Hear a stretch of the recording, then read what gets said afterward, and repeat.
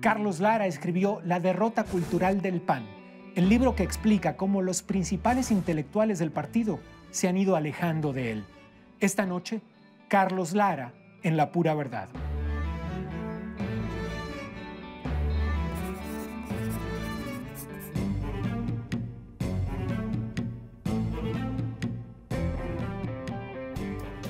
Hablas de un éxodo en el PAN, específicamente de un éxodo cultural, de los cerebros del PAN, de los intelectuales del PAN.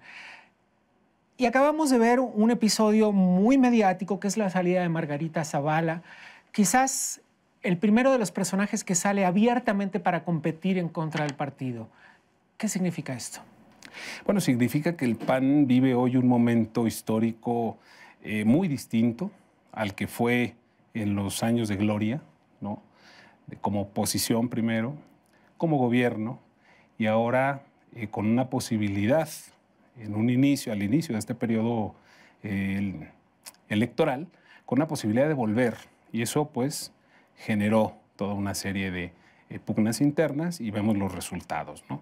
Pero más que éxodo, yo creo que es, comparten todos los que han salido del PAN expulsados, los que han renunciado o los que se han separado a lo largo de su historia desde el 39 a la fecha, digo yo desde Aquiles Elordi a Paoli Bolio, ¿sí? Comparten eso en común. Han sido renuncias, han sido expulsiones y han sido separaciones. Y luego han tenido una vida muy prolífica en el ámbito académico e intelectual, ¿no? Pero esa palabra que mencionas de éxodo la aplicaría, por ejemplo, en el caso de los demócratas cristianos de los años 60, que abre un hueco en el partido y genera pues, un momento difícil, porque entran militantes de otro cuño y dan un viraje a la historia del partido, ¿no? Sí, digo, aunque conservan ciertamente buena parte de la historia de la democracia cristiana en las bases del partido. Yo creo que no. Te voy a decir por qué. Yo ahora te digo por qué creo que sí. Ok, perfecto. Eso va a estar muy interesante. La primera renuncia que se da es la de Aquiles Elordi, por un tema muy distinto a este de la democracia cristiana, un tema que tenía que ver con una serie de artículos que iban en contra de, o atacaban a la iglesia, ¿no? En el caso de los demócratas cristianos, querían que el partido fuese un partido confesional, es decir, lo contrario. Y se generan 3 renuncias lamentables. Sí, entre ellas Hugo Gutiérrez Vega, que era la cabeza, digamos, visible de este grupo, y que es lamentable porque cambia la historia del partido. Yo creo que conserva de la democracia cristiana el lado, al menos estatutario, del desarrollo humanista. Que es la parte además rica, ¿eh? O sea, digamos que como partido, algo de lo innovador, de las grandes aportaciones que hace a la vida democrática del país es el humanismo político, el solidarismo posteriormente, la mundialización. Son conceptos que van innovando y le van imprimiendo un dinamismo muy ideológico, muy importante. Pero hablemos un poco más de esta derrota cultural del PAN de la que tú hablas. ¿Por qué la consideras una derrota, primero? Bueno, si hay una victoria cultural, que es justo la que nombraba Castillo Peraza, que se materializa en una serie de reformas constitucionales, reformas legales que van cambiando el paradigma constitucional de muchos ámbitos en el país. Y esto se da cuando el PAN es oposición, particularmente en los 90, cuando deja de lado aquella vieja idea de la sana distancia y adopta el sano acercamiento.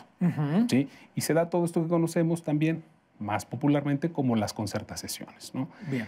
Y juega un papel opositor importante en el impulso de reformas estructurales, materia educativa, financiera, en fin, muchos campos. Es una victoria cultural.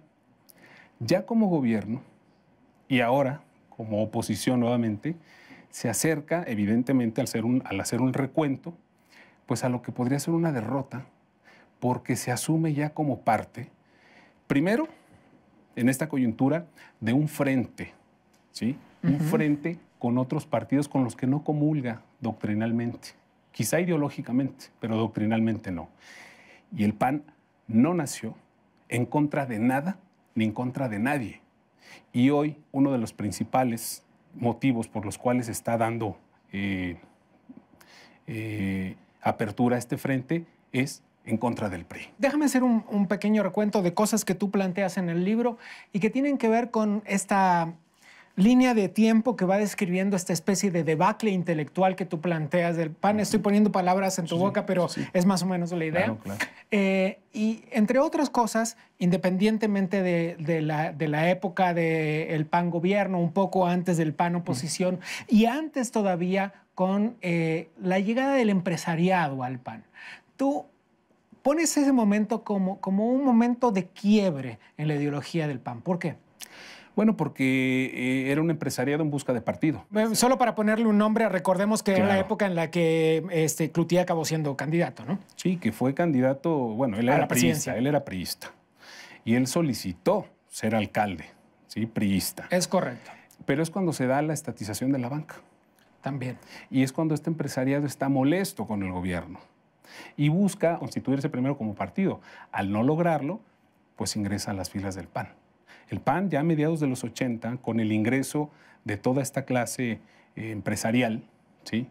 Felipe Bravo Mena, Cloutier, los Bravos del Norte, o algunos les llaman los ultramontanos, ¿sí? Y bueno, a mediados de los 80, el PAN por primera vez en su historia presenta candidatos a todos los puestos de elección popular del país.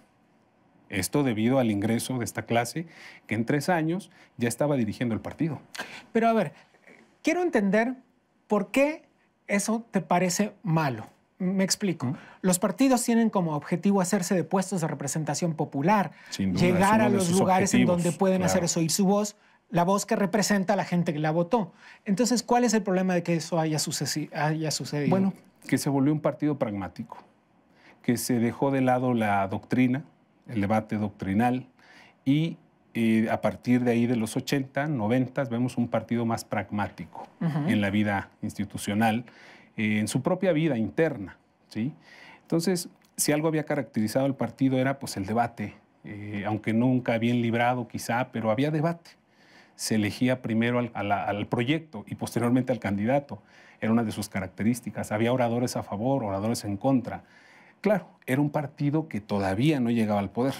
Una vez que llega al poder y el desgaste natural de ejercer el poder, y ahora en la oposición nuevamente, bueno, prevalece esto de lo que han hablado, incluso, no solamente de empresarial, sino algunos otros grupos que ya se han escrito muchos libros sobre este fenómeno del yunque, ¿no? Hablemos, por si alguien no lo sabe, el yunque es el ala ultraconservadora, muy asociada a la religión, a la Iglesia Católica específicamente, al Opus Dei, ¿no? Porque además no hay un documento que lo pruebe. No. Hay investigaciones pues bien realizadas. Cito yo las de los 3 libros que ha hecho Álvaro Delgado, que me parecen muy profesionales, que han puesto el dedo en la llaga de un tema que no se quería ni siquiera hablar, ¿no? Bien. ¿Crees que de alguna forma la actual dirigencia del partido está acelerando este proceso? ¿Cuál es la relación de la actual dirigencia del partido con este proceso que ya lleva un par de décadas que tú describes? Bueno, es una relación, digamos, que da continuidad a todo esto. Yo entiendo que es difícil el momento que vive el partido. Se extraña, se echa en falta ese partido del debate, ese partido que nació como instrumento de los ciudadanos, ese partido que dirimía sus asuntos al interior, que dirimía temas doctrinales e ideológicos y que ahora no los dirime. Llega a la Cámara con posiciones divididas en temas fundamentales y llega hoy a solicitar el voto en el marco de un frente con, insisto, partidos con los que no comulga.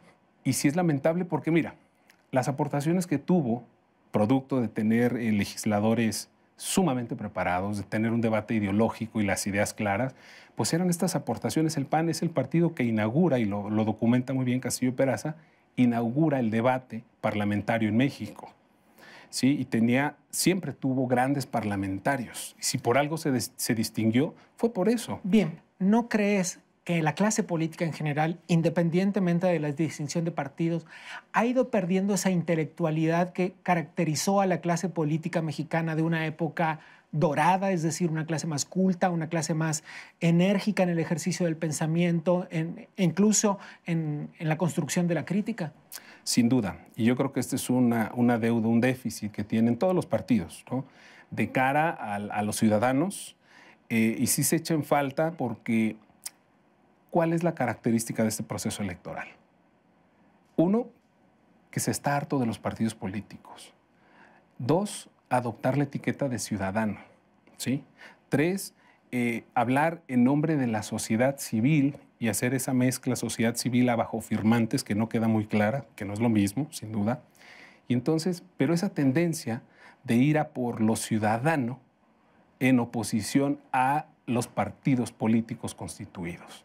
Entonces me parece que en esa lógica vemos también que surgen una gran cantidad de iniciativas que por ganarse la popularidad van minando también, sin darse cuenta quizá, la institucionalidad de los partidos. Y yo creo que los partidos tienen que tocar fondo, tienen que estar más a la altura de las demandas ciudadanas, pero de una forma creativa y no de una forma burda que termina por minar la propia institucionalidad que les da vida. Dices en este libro que habla de la derrota cultural del PAN, que es probablemente la mayor derrota precisamente porque el PAN era quien tenía mayor número de intelectuales en sus filas. Hagamos un breve recuento de esas pérdidas que tú mencionas. Bueno, todos han tenido, pero en el PAN han sido más características porque son generaciones enteras. Yo te hablaba de gente que además escribía y generaba opinión pública. Hablamos de Aquiles Elordi, hablamos de Jesús Guisay Acevedo, ¿sí? Que fue otra de las grandes pérdidas. Hablamos de Ignacio Arriola, ¿sí? En el mundo del teatro se le recuerda mucho, el poeta Hugo Gutiérrez Vega. Hablamos de Rodríguez Lapuente en el campo de la sociología. Hablamos de Luis Calderón Vega, el padre del expresidente de la República, un gran historiador, un gran pensador también, humanista. Efraín González Peraza hace unos minutos. Sí, sí, González Morfín, Castillo Peraza sin duda, ¿no? Que es quien redimensiona el partido, entre otras cosas. Bueno, no solo el partido, hizo planteos concretos, muy concretos, claro, que sirvieron a la clase política mexicana. Claro, era uno de los estudiosos de la transición. Y Paoli Bolio, en fin, son muchos, estos son los más notables, pero son muchos. Y sí se echa en falta, pues, un liderazgo en ese sentido que dé rumbo, pero sobre todo que sea escuchado. ¿Crees que hay vuelta atrás? Yo creo que sí, porque es una institución que ha pasado por muchos otros graves problemas y los ha sabido superar. Déjame brindar contigo por el regreso de los buenos tiempos. Exacto, que así sea. Digo, cada quien interpretará los buenos tiempos como quiera.